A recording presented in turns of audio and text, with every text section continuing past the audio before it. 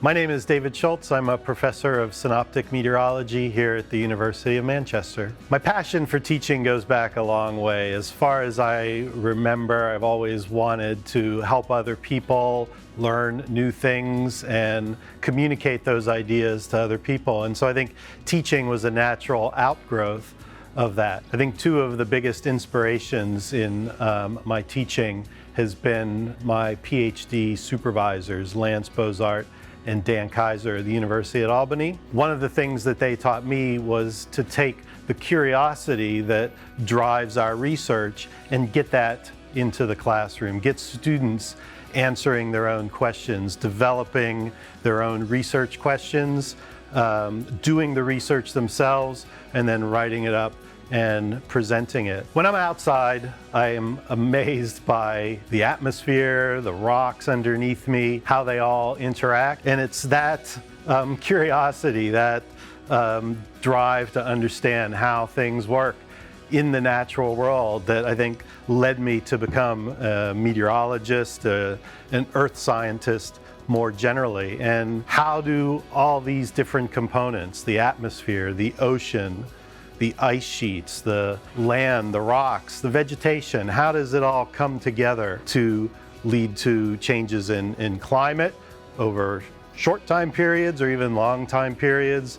How do different processes within the atmosphere themselves, their interactions with the surface, the terrain, how does that lead to changes in the weather from minute to minute or hour to hour? In the years I've been here at Manchester, one of the things that has been really important to me is to give students hands-on ways of dealing with weather, climate data, and getting them to interact with it so they can see the processes that control the weather and climate. Two of the ways that we've done that is through first our weather forecasting and air quality forecasting system called ManUniCast. This tool is a great way to get people to see how weather and air quality forecasting models work and what the output of those models look like, how successful they are at making predictions, but then also the weaknesses and the opportunities